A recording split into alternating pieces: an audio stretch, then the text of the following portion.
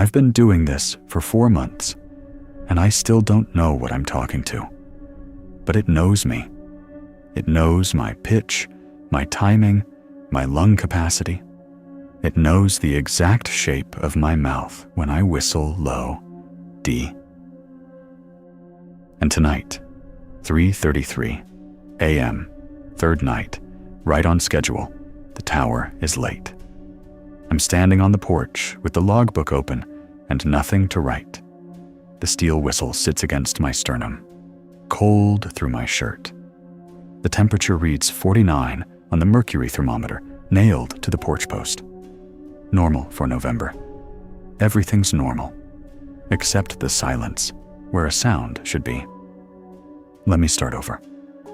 Let me start with why I was stupid enough to take a night job in the Smokies after swearing I'd never work another midnight shift. 3 years on a rig in Asheville, Buncombe County EMS, Unit 7, overnight rotation. I was good at it. You learn things doing that job, not medical things, those you learn in school. You learn that people report impossible things every night. Shadows moving, voices calling, shapes in the road. And every single time, there's an explanation. Fatigue, pain, medication, panic, or just regular darkness doing what darkness does to a brain that evolved to see predators in every shadow. I was the rational one on the crew. My partner, Marcus, would get spooked on rural calls. Long driveways, no porch lights, dogs going quiet. And I'd tell him the same thing every time. Nothing out here is worse than what's inside that house. And I was right. I held a femoral bleed with one hand while talking a woman through CPR with the other. I splinted a compound fracture in the bed of a moving truck. I watched a man code 3 times and come back each time like he was just catching his breath between sentences. None of that scared me. What scared me was paperwork. What scared me was the gap between doing everything right and it still not being enough. That gap killed me. Not literally. Literally, it killed a 4-year-old girl on Patton Avenue. Structure fire, single family, dispatch at 2:47 a.m. On scene at 2:52. 5 minutes within protocol. 90 seconds faster would have mattered. I heard her crying through the wall, one of those sounds that cuts through everything, through gear and mask and radio chatter. I got through the door, and by the time I did, she'd stopped. The review cleared me. Response time was within standard. No protocol violation, no negligence. I quit 3 weeks later. Not because I did anything wrong, because I did everything right. And it was exactly 90 seconds short of right enough. 5 months after that, I was living in my sister's spare bedroom in Waynesville, applying for jobs at 3 a.m. because that's when I was awake. Coffee that never ran out, and water I kept forgetting to drink. My sister left granola bars outside the door, like I was a feral cat she was trying to domesticate. The listing said, Specialized Night Patrol Cataloochee Divide, Government Jobs Board, buried in a subcategory I'd never seen before. Requirements: Wilderness First Aid Certification, Nighttime Orientation Experience, and one line that should have been a red flag, but instead felt like a dare. Must be able to produce a sustained whistle at specified pitches. No phone interview required. The application was a single form. I submitted it at 3:47 a.m. and got directions to a ranger office outside Waynesville 48 hours later. The instructions said to bring nothing but my lungs. The office was cinder block, government beige, with a bulletin board full of fire danger advisories and a coffee pot that smelled like it had been brewing since the Clinton administration. The man behind the desk was lean as jerky, skin like tanned leather that had seen too many summers. Buzzed hair, ironed uniform, sharp creases at 9 a.m. in a field office that didn't have air conditioning.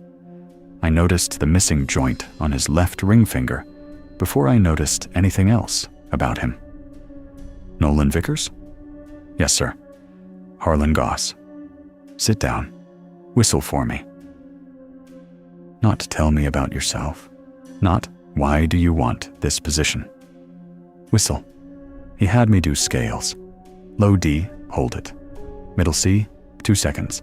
A descending pattern, 5 notes. He listened with his eyes closed, like a piano tuner. Lung capacity? I ran EMS for 3 years. I can talk and carry a backboard uphill simultaneously. Do you sleep heavy? No. Good. You won't need to change that. He wrote something on a form I couldn't read. How close is your nearest family? My sister. Waynesville. His face did something I couldn't read. A flicker behind the eyes. There and gone. You start Monday. Don't bring a radio. I'll give you one. Why? Because yours won't work up there. None of the store-bought ones do. The whole thing took 15 minutes. He shook my hand at the door. His grip was dry and precise. Exactly enough pressure, and not a pound more. And said one more thing. Son, you can still say no. After Monday, you can't. I didn't ask what that meant. I was too busy being relieved that someone had hired me for something that didn't involve holding a dying person. Monday. Gate 12, Fire Road.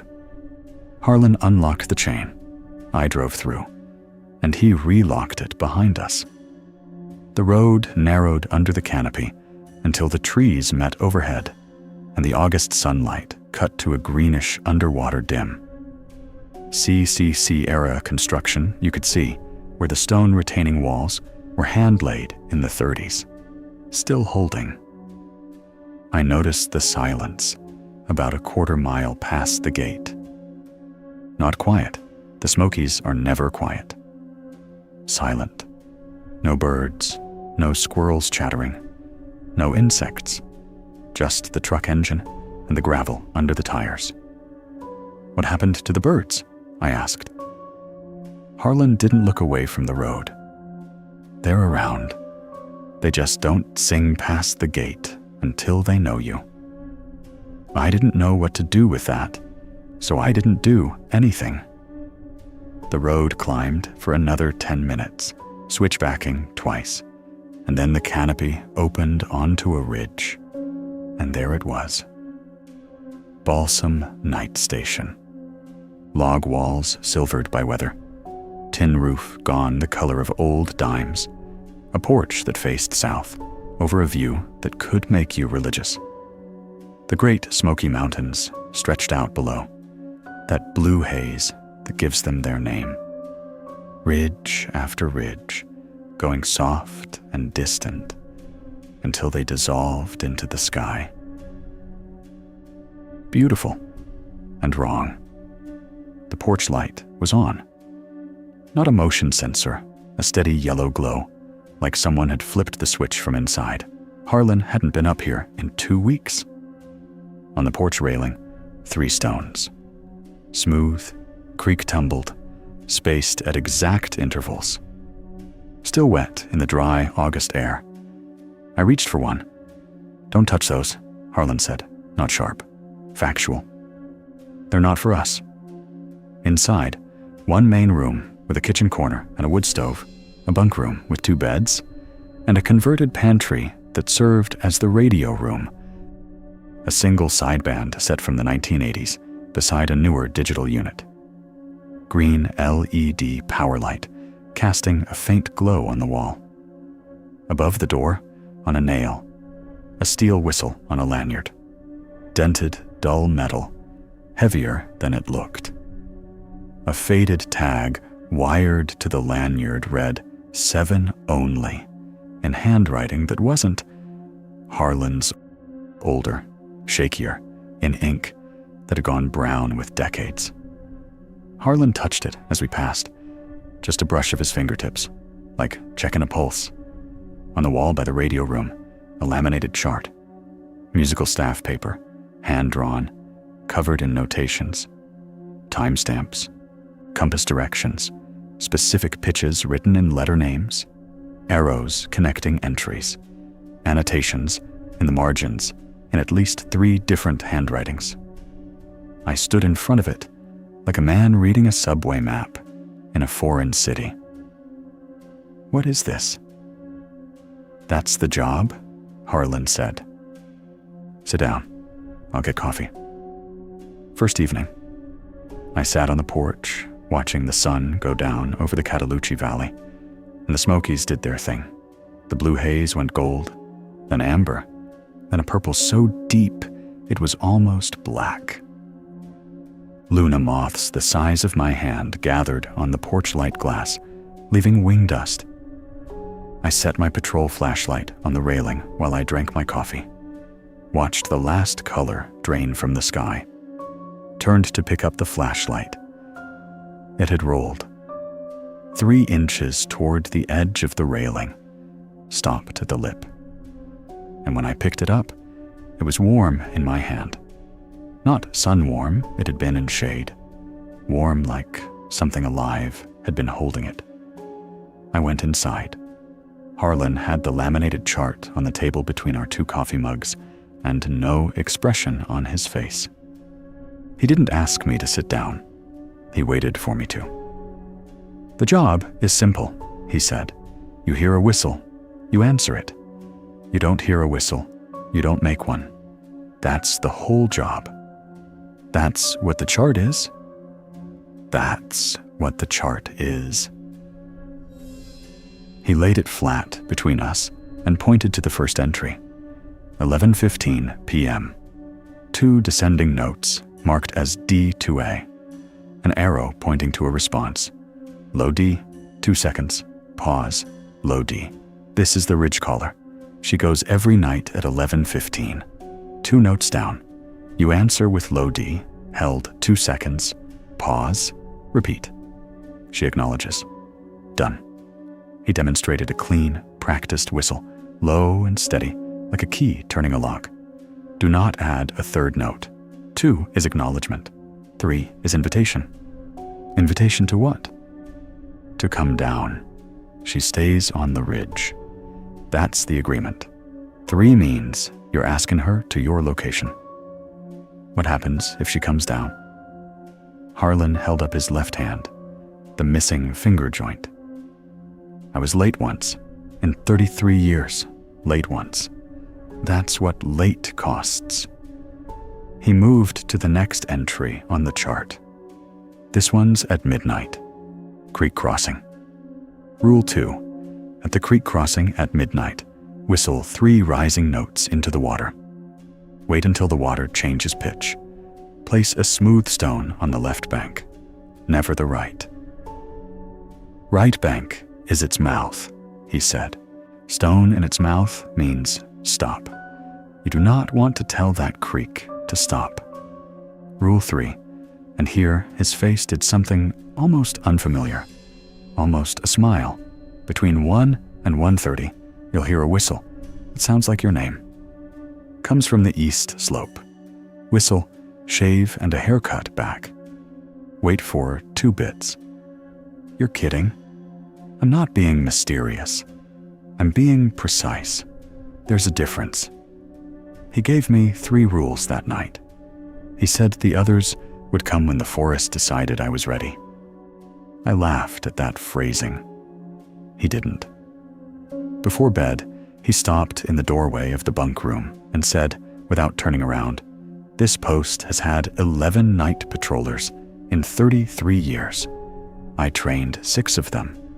2 retired clean. 1 transferred. 3 didn't make it to their 2nd season. and I don't mean they quit. He held up the hand again. This is the cheapest lesson the mountain ever gave me. Everything else costs more. He went to sleep at 6 a.m. I lay in the bunk, listening to the forest and hearing nothing. And the nothing felt like a held breath. My first solo patrol was 3 nights later. Harlan had walked the route with me, twice 4 miles of trail. 7 waypoints marked on the chart, each with a time window and a response protocol. I had the chart memorized. I had the pitches in my muscle memory. I was ready the way an EMT is ready for a call, trained but untested. 11:15 came like a clock striking. The 2-note call came from the Ridge D, 2A, descending, clear as a flute. But it wasn't a flute. It wasn't a bird. The intervals were too precise, the duration too deliberate. A wood thrush slowed down 50% and given intent. Something up there wanted to be heard, and it knew what time it was. I answered. Low D, 2 seconds, pause, low D. My note wavered. Just slightly a breath loss. The kind of thing that happens when your diaphragm hasn't committed yet, when some part of you is still deciding if this is real, or if you're whistling at an empty ridge because a strange old man told you to. The temperature dropped. 10 degrees in 1 second. I know what 10 degrees feels like. I've walked in and out of hospital freezers. 1 second, I was comfortable in my patrol jacket. The next second, my breath fogged. My flashlight dimmed. Not died, dimmed. Like something was drawing on the same current. And from the ridge, the 2-note call repeated. Closer, not above the tree line anymore, inside it. She'd come down. My heart rate hit about 140. EMT training kicked in. That's not a heart rate where you make decisions. That's a heart rate where you follow protocol and nothing else. I steadied my breath, drew from the diaphragm. Low D, 2 seconds, held clean, held steady, no waver. Pause. Low D again. Textbook. Silence. Then the temperature climbed back. The flashlight brightened. And from the ridge, high again, back above the tree line, a single descending note. 1 note. Acknowledgement. She'd heard me. She'd settled. I walked back to the station with my hands shaking and my coffee gone cold in the thermos. The next morning, I asked Harlan about the repeat call.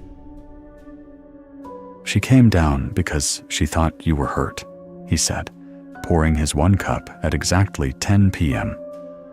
A weak call means distress in her vocabulary. She was checking on you.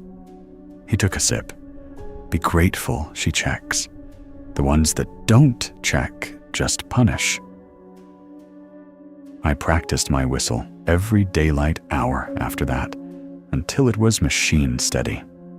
The ridge caller never repeated again. The next 2 weeks, I settled in, learned the route by muscle memory. Radio check-ins at midnight and 4 a.m. Balsam 7, dispatch, copy. Changed trail camera cards on Monday mornings. Collected water samples from the station spring. Logged temperatures twice nightly on the mercury thermometer. Replaced the batteries in my Petzl headlamp every 6 days, whether they needed it or not. Harlan delivered rules 4 through 7 over subsequent nights, each with increasing gravity. 4 was about the fire tower. 5 was about the Notch Trail. 6 was a protocol for August. 7, he held the steel whistle in both hands when he talked about that one. And his voice changed in a way I hadn't heard before. Pray you never use it, he said. Here's how. 7 rules in 11 days. Then he stepped back to the radio room and said, "You're solo now. I'm here if you need me, but you won't call unless it's real." The forest began to test me on my 3rd week. The creek crossing sits 8/10 of a mile from the station on the patrol route. Flat stones, clear water, rhododendron closing in on both sides. During the day, it's beautiful. At midnight, it's just water and darkness and the sound of the current over rocks. I knelt at the edge and whistled 3 rising notes toward the water. C, E, G, a triad going up. The water's pitch changed. Not gradually, it dropped, like something below the surface grabbed the current and pulled. A lower register, a deeper throat, the culvert keeper acknowledging. I reached for the stone I'd pre-selected from the bank, smooth, palm-sized, creek-tumbled, turned toward the left bank to place it. My headlamp flickered. Not died, flickered. The Petzl does that sometimes when the contacts shift, but it's a 300 lumen throw, going to 0 and back in a quarter second. And in that quarter second of dark, my hand moved on autopilot, and I placed the stone. Right bank. I knew it the instant my fingers left the surface. I knew it the way you know you've pushed a needle wrong. The feeling of the world shifting 1 inch toward disaster. The creek stopped. Not trickled off, not faded. Stopped. Like a faucet closed, the water went flat and still, current ceasing mid-motion. The silence that replaced it was so complete, my ears produced their own hum to fill it. Then, from the direction of the Notch Trail, footsteps. Many of them. Dozens. On gravel and leaves and packed earth, synchronized, rhythmic, moving in the same direction, getting closer. Not running, walking. Patient.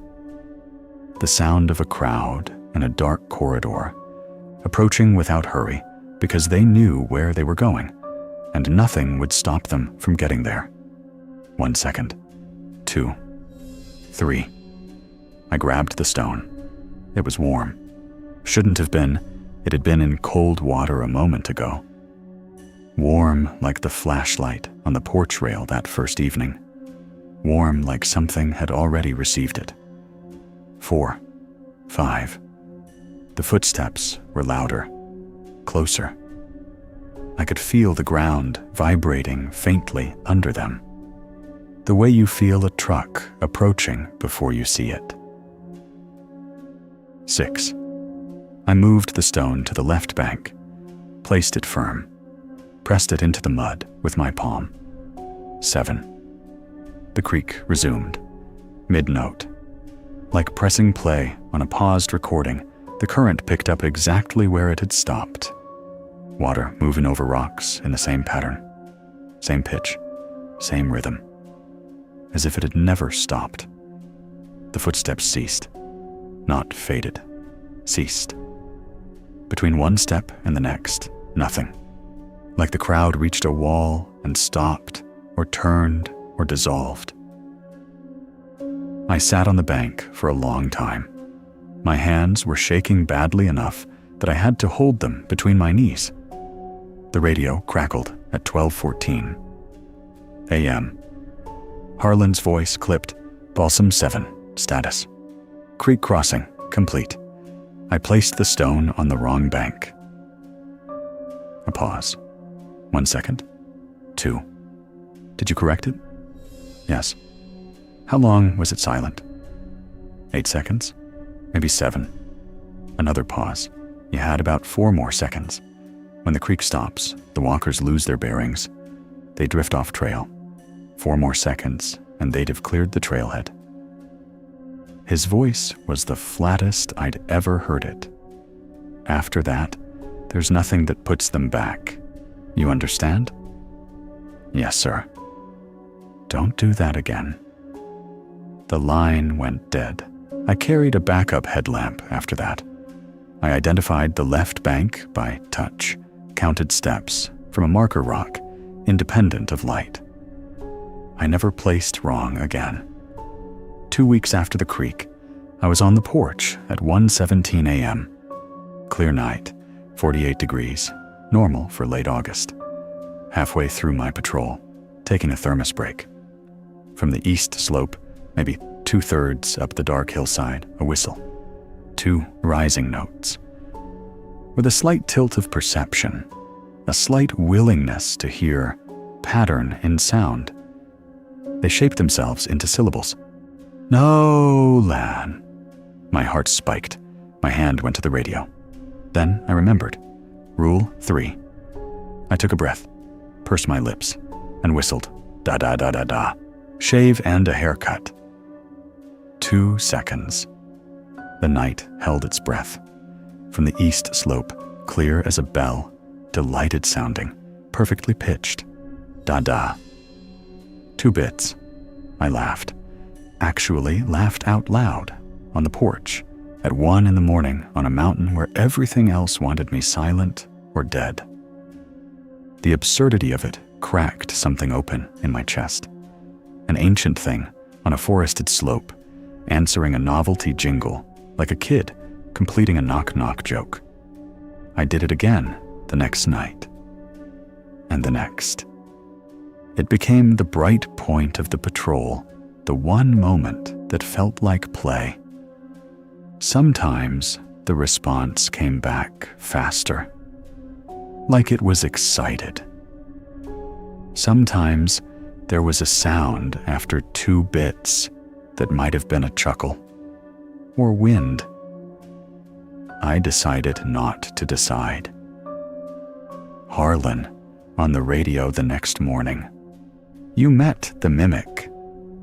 Is that what it's called? Close enough. A patroller in 72 taught it that pattern. Shave and a haircut, as a shibboleth a password. If it answers 2 bits, it's really the mimic. If it answers with anything else, or doesn't answer, something else is wearing its voice. In that case, get inside. Has something else ever worn its voice?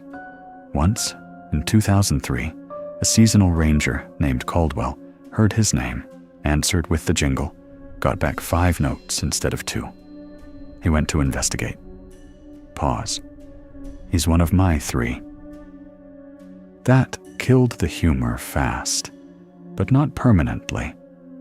The mimic was still the mimic. The next night, 2 bits came back clean and playful, and I still smiled. Harlan added, almost as an afterthought, if the mimic ever hides, if you whistle the jingle and nothing comes back, you get inside. You lock the door.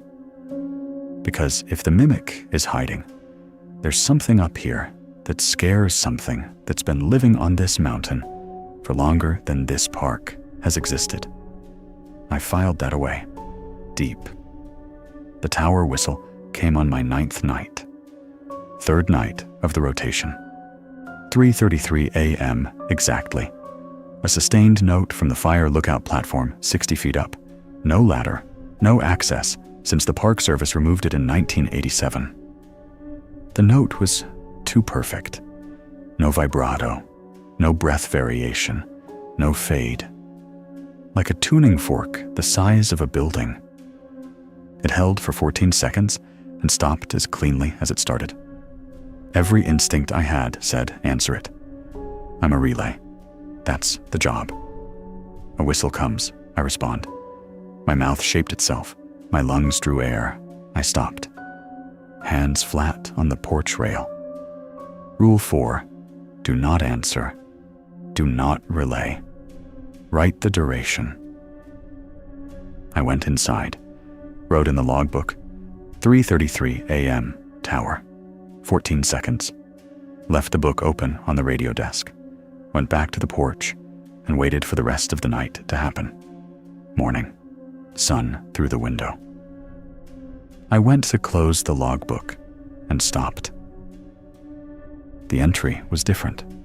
Same pen, the black Pilot G2 I'd used, same paper. But the ink was darker, a deeper shade of black than I'd written, like the letters had been pressed harder into the page, like something had leaned very close to read them. I closed the book. Thought about it all day. That evening, before patrol, I flipped back through old entries, third night entries, all of them. Duration records in Harlan's handwriting, stretching back years. 14, 7, 14, 21, 7, 7, 14, 7, 21, 14. A rhythm. I could feel it in my teeth. A pattern repeating with variations, like a language I almost recognized. I started tapping it on the table with my finger, then humming it. Then, almost unconsciously, whistling it low, under my breath. Harlan's hand closed around my wrist. I hadn't heard him come in. He was supposed to be at the district office. Stop that, now. His grip was hard enough to hurt. His eyes were the coldest I'd ever seen them. You don't speak its language out loud. The durations are its vocabulary, not ours. You write them so it knows someone's receiving. That's all. What is it reporting to? Something above us, something above the chart. He released my wrist. You don't need the meaning. You need the pronunciation right. That's a different rules problem. This one, you just write the number and keep your mouth shut. I stopped trying to decode the pattern. It took active effort, like not reading a word you can see in your peripheral vision. But I managed. The tower stopped feeling like it was watching me, or I stopped noticing. Either way, works up here. The Notch Trail episode came in early August, the 5th week. I was near the trailhead at 2 a.m., not on the trail, just near it, where the patrol route passes within 100 yards of the gap between the ridges. The trail itself was closed for rehabilitation since 1991. 33 years. A chain across the entrance, a faded sign, orange blazes painted over with brown. Officially, it didn't exist anymore. The 11-second silence hit without warning. One moment, the full nighttime soundscape, crickets, tree frogs, creek distant, wind in the spruce. Next moment, nothing. Absolute zero sound. Not quiet. Null. The air went dead, like the forest had been muted from a master control board. I stood still. Rule 5. Count the displacements. The first one passed me at about 2 seconds. I didn't see it. I felt it air displacement against my face, my jacket moving like someone had brushed past my shoulder. The height of it suggested someone about 5'8", moving toward the trail, moving down. 2, 3, taller. This one I felt it at face level. 4, 5, 6, in quick succession, close together, different heights. 7, 8, 9 spread out, one after another, steady pace. I kept counting. My jaw was clenched so tight my molars ached. At 11 displacements, the brush beside the trail moved visibly, branches pushed aside by nothing. At 14, I felt something short pass. Very short. Child height. I did not think about that. 15, 16, 17. Sound returned. The full soundscape crashed back in like a wave. Crickets, frogs, creek, wind. 11 seconds of absolute silence, then everything at once. I stood there for another full minute, then walked back to the station on legs that didn't feel entirely trustworthy. Morning radio check. Balsam 7, dispatch, reporting. Go ahead, 7. Notch walkers? 17. A pause. Typing. Copy. 17. That's 2 more than last month. Click. No follow-up? No elaboration? Just a number filed. I asked Harlan about it the next day by radio. He said, the count goes up by about 2 per month. Has been for 6 months. It accelerates before a migration year. What's adding to the number? Silence. Harlan. People who walk the notch after dark. Some get lost and wander in. Some are curious. Some are told to come by something wearing a friendly voice. His tone was the same flat register he used for everything. They walk now. They don't stop. They walk down trail, into the culvert, and come back around. Over and over. The trail's a loop for them, a closed circuit. I went back during the day, walked the notch trail in full sunlight to the stone culvert where the creek disappeared underground. The trail was clear maintained. Someone or something kept the brush back, the path walkable. I found boot prints in the mud near the culvert mouth. Different eras. Vibram-soled hiking boots that looked 70s era. Modern mesh trail runners. Canvas shoes that might have been from the 1940s. All walking one direction, down trail, into the culvert, into the dark water. No prints came back out. The count was rising, 2 per month, and August migration month was 7 days away. August 5th, night temperature, 44 degrees. Wrong for the elevation in summer. We should have been in the mid-50s at minimum. I'd been logging the temperatures all week, 52, 48, 46, 44, dropping 2 degrees every night. Harlan drove up that evening. Not a radio visit. He came in person in his truck and spent 20 minutes checking the steel whistle's mechanism, oiling the hinge, testing the weight of it in his hand. It's time I showed you the long whistle, he said.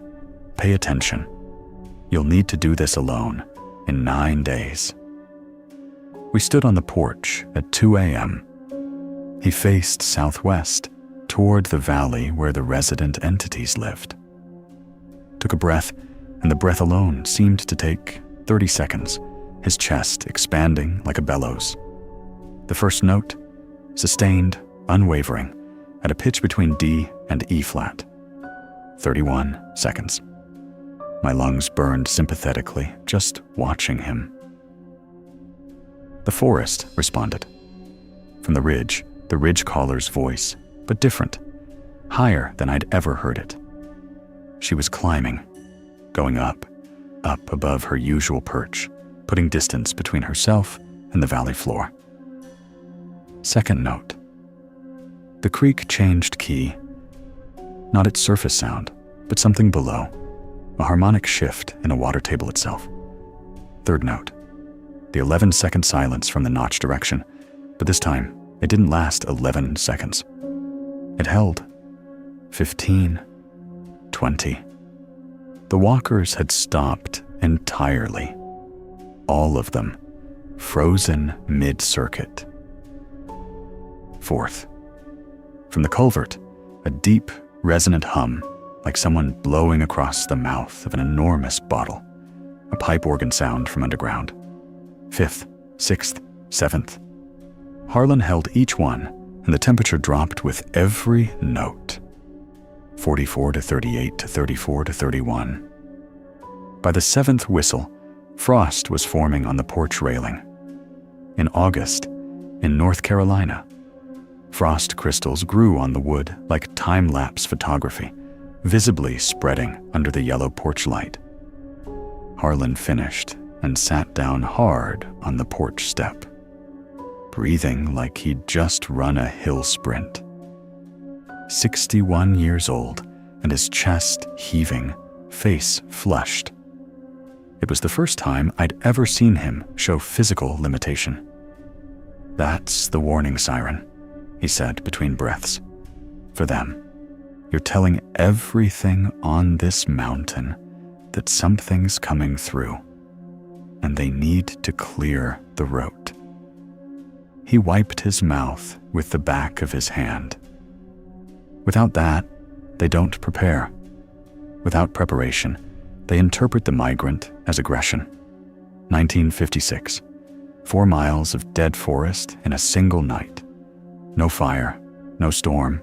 The trees just dropped their leaves and died. What's the migrant? I don't know. He said it flat. Not evasive, genuine. It comes from the northeast every 7 years. Moves along the divide toward the southwest.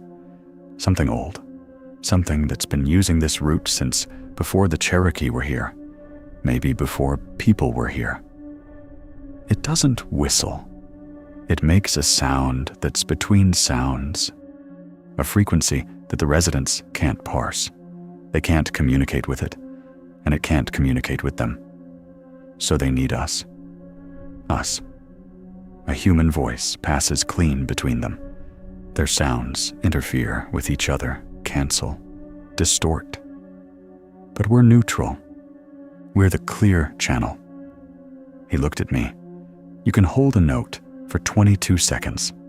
That's enough. Barely. 7 times, facing southwest, as long as you can hold it. Don't stop for anything you hear from the northeast. Anything.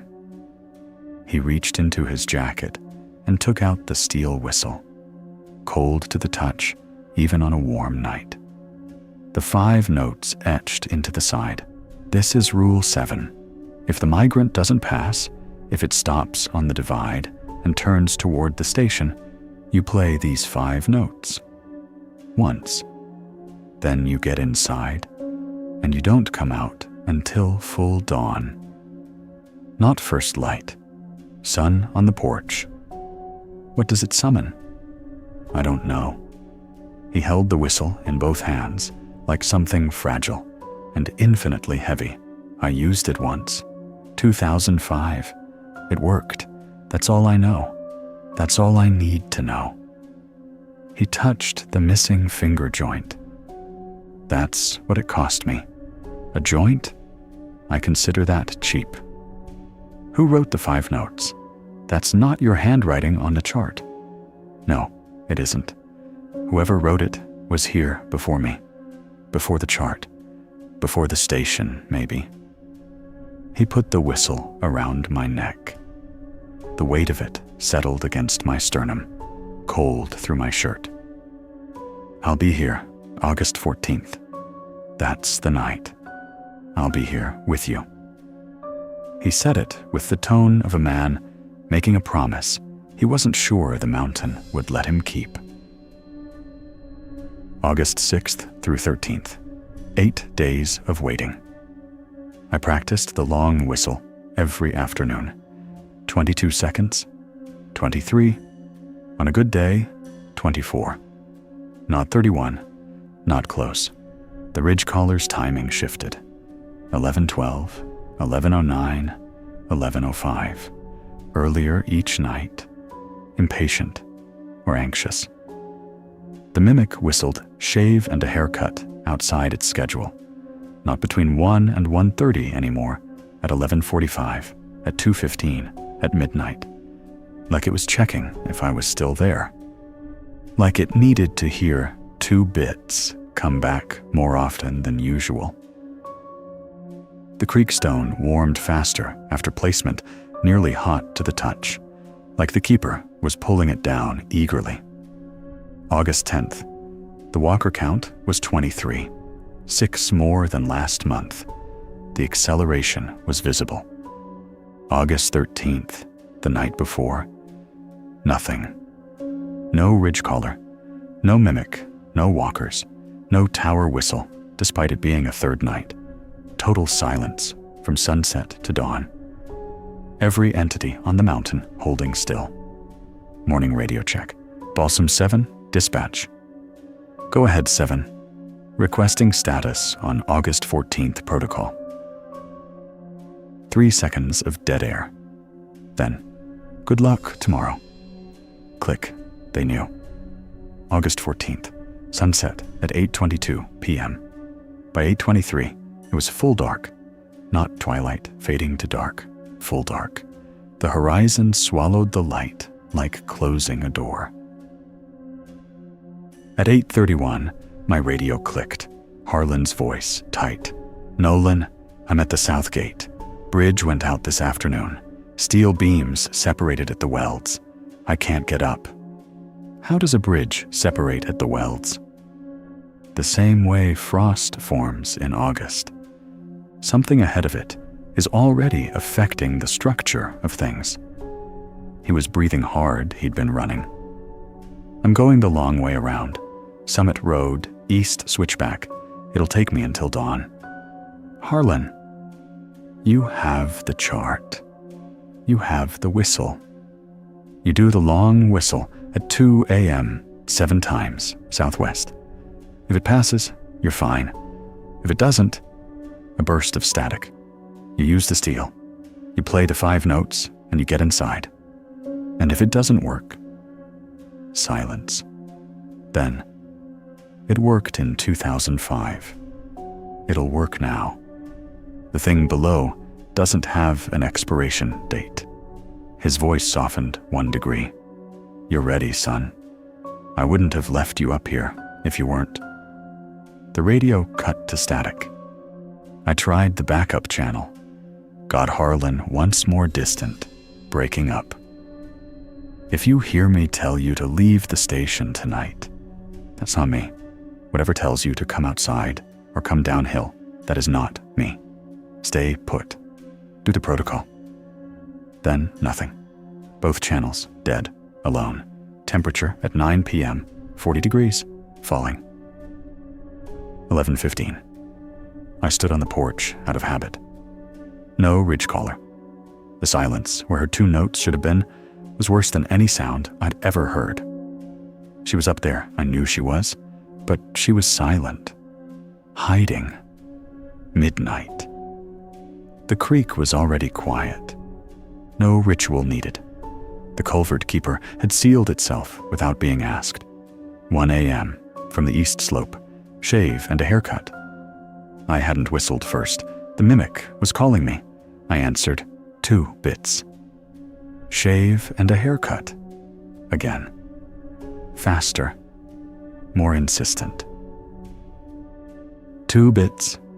A 3rd time. 3 repetitions. In 4 months, it had never repeated. It was saying something, not a joke this time, a signal, a goodbye, or a get ready, or a please be careful, in the only language we shared. I answered 2 bits, 1 final time, and the east slope went quiet. The mimic was done talking. The mimic was hiding. If the mimic hides, you hide. 1:48 a.m. Temperature, 29 degrees. My breath came out in thick white plumes. Frost on the porch rail again, growing visibly. And from the northeast, from the direction of the divide, high up, miles away, but approaching, a sound started. Not a whistle, not a voice, not wind. Something that occupied the space where all 3 of those things should be. A pressure more than a sound.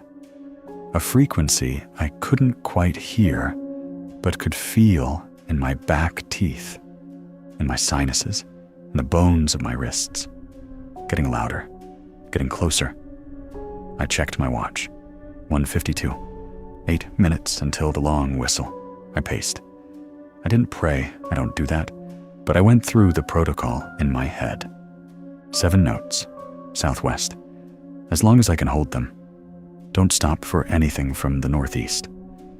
At 2 a.m., I stood at the porch rail, faced southwest, and took the deepest breath of my life. First note, 22 seconds. From impossibly high on the ridge, the summit, maybe the peak itself, the ridge caller answered. Not her usual D to A, a single note, climbing, climbing, like she was reaching for a frequency above hearing. getting out of the way. Second note, 23 seconds. The creek, already silent, made a new sound, stone grinding against stone, deep below the surface. The culvert keeper closing something, sealing a gate. Third note, 20 seconds my lungs were already burning.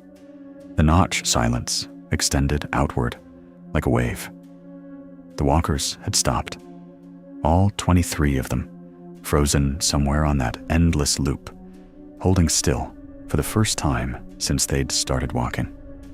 Fourth note, and from the northeast, the approaching sound got louder. My fillings ached. The pressure in my sinuses made my eyes water. The anti-frequency, because that's what it was.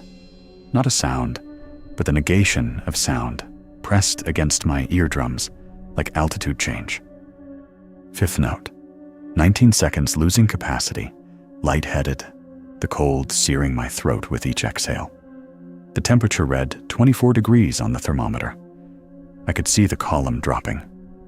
Sixth note, 18 seconds. My vision pulsed at the edges, frost on my lips, ice crystals in my eyebrows. Seventh, 20 seconds.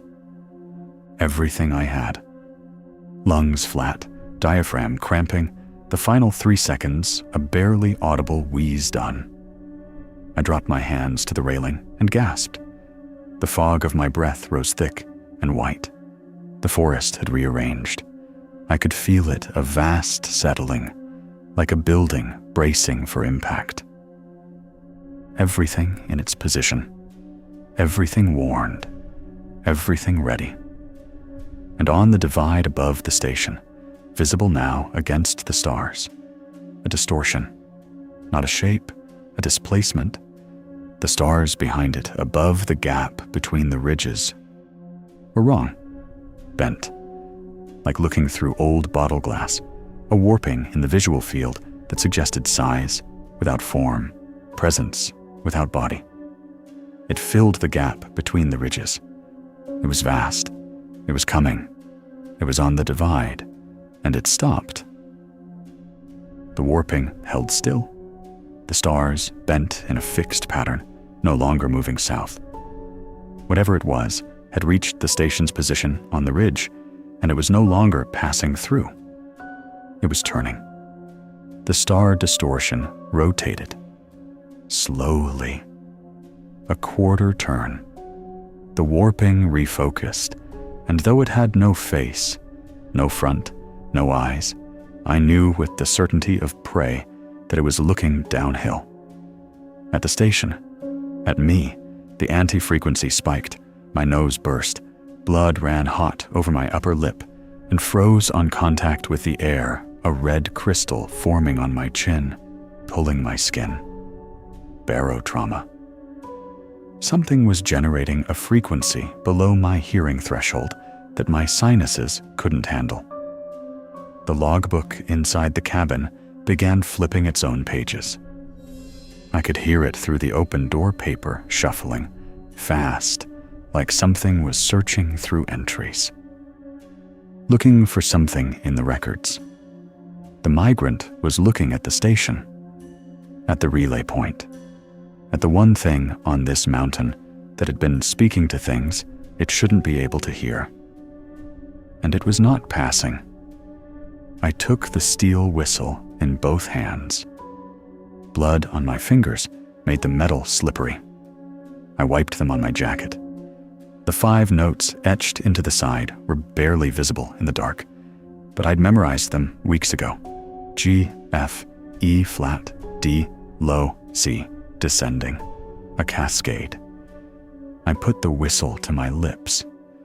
The metal was colder than ice cold, like nothing I'd touched before. Cold like it was drawing heat out of me specifically, like it was hungry for the warmth of my breath. I played the 5 descending notes. The sound did not go outward. I felt it in the porch boards under my feet, in the rail under my hands, channeling down through the wood into the stone foundation. The whistle was a conduit, and the notes were not for the air. They were for the ground, for the bedrock, for whatever sat below this ridge, below the station, below the system itself. The notes went into the mountain. I got inside, shut the door, sat against the wall with my back to the log and my knees to my chest, and the cracked, already cracked. I could feel the seam splitting under my fingers, steel whistle in my hand. 1 second. 2. 3. The Migrant was still there. I could feel the pressure through the walls. The anti-frequency made the window glass vibrate, a faint, high singing. Blood dripped from my nose onto my jacket. The logbook on the desk went still. 4. 5. Nothing from below. Nothing from the mountain. Had it failed? Had the thing beneath grown tired, or died, or simply chosen not to respond this time? 6. The ground vibrated, not an earthquake, a tone, a resonance rising from beneath the cabin floor, from the foundation stones, from the bedrock of the ridge itself. A single note, so low, I felt it before I heard it in my sternum, in my joints, in the fluid of my eyes. The floor buzzed against my spine. The coffee mug on the table walked itself 3 inches toward the edge and fell. The windows rattled in their frames. The note rose, got stronger, lower, below hearing entirely, but above feeling my chest ached with the pressure of it. My vision pulsed, my teeth hummed. Outside, the 2 sounds met. Not a fight, a negotiation. 2 impossibilities, leaning their full weight across the space where I lived. The anti-frequency from the divide pressing down, and the resonance from below pressing up. And between them, the cabin creaked and flexed like a ship in heavy seas. Boards groaning, nails singing. The radio powered itself on. Static that shaped itself into consonants without vowels, a language that had sounds, but not breath. Not meant for me, not meant for anything that used lungs. Then slowly, slowly, the pressure from the divide began to shift. The star distortion moved. Not backward, not forward, sideways. Off the divide to the west, sliding down the uninhabited slope, off the route it had followed for 7 years, and 7 years before that, and 7 years before that, going back to when this mountain was taller, and these trees were different species. Diverted, redirected, like water meeting a stone too heavy to move. The anti-frequency faded. The pressure dropped. The warping slid off the ridge and away, down into the western valley, where no one lived, and no trail ran, and no entity called home. The resonance from below continued for another hour, quieter, slower, like something very large, settling back to rest, like a breath held too long, finally released. The cabin stopped creaking. The windows went still. The radio clicked off. I sat against the wall with a cracked whistle and blood on my shirt, and ringing in my ears that would last 3 days. And I didn't sleep, but I didn't look. I didn't open the door. I didn't go to the window. Outside, the mountain hummed itself back down. And one by one, like lights turning on after a power outage, the crickets began to sing. Sun hit the porch at 6:47 a.m. Full dawn. I waited 3 extra minutes because I needed to be sure. Then I opened the door. The morning was gorgeous. Gold through mist, the Smokies below doing exactly what they do. Ridge after ridge, going blue and soft, haze catching the light like a painting. Birds singing. Temperature, 58 degrees, climbing. Normal. Right. I walked the perimeter, assessed damage the way I'd once assessed a patient. Systematic, clinical, noting everything. The fire tower had shifted, 6 inches to the south. I measured it against a reference mark on the foundation stone. The anchor bolts were sheared clean, not bent, sheared. Whatever moved below had exerted enough lateral force to snap tempered steel at the base. On the western slope, 3 parallel gouges in the earth, each about 40 feet long, as if something massive had been dragged sideways through the trees. Saplings snapped at the base, the ground torn, frost on every surface, porch, rail, steps, roof, the chairs I'd left out melting in the August morning sun, running in streams off the eaves. The steel whistle in my hand, cracked along its seam from mouthpiece to bell. Useless. I went inside. The logbook lay open on the radio desk.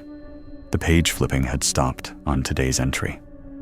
Beneath my own last note, August 14th, 2 a.m., long whistle protocol executed 7 times, in handwriting that wasn't mine, older, shakier, the same hand that had written 7 only on the tag, the same hand that had written the 5 notes on the chart. A single word. Held. I sat on the porch step and didn't move. The coffee mug was broken on the kitchen floor. A bird landed on the railing where the frost was melting. I watched it preen. It didn't seem bothered by any of this. But then, birds probably don't read logbooks. Harlan's truck came up the long way at 7:15. He got out slowly, standing at the edge of the gravel lot, and looked at the fire tower, then at the gouges on the slope.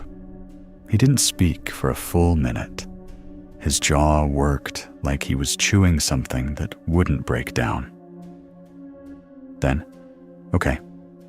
Long breath. Okay. He walked inside, found the logbook, read it. Held.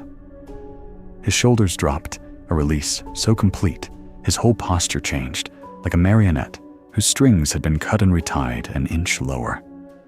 Relief so profound, it remade his face into something younger. He turned to me. "You did good, son." Pause. That's not a compliment. It's a fact. He made coffee. We sat on the porch together and drank it, and didn't talk about the night. After 20 minutes, he said, "We'll need a new whistle." It cracked. They do. He took it from me, turned it over in his hands. The seam ran the full length, metal fatigued past recovery. I'll have to go down to the vault for it. There's only 2 left. 2. After that, we make our own. And I don't know if homemade ones work. He didn't elaborate. He stayed that day.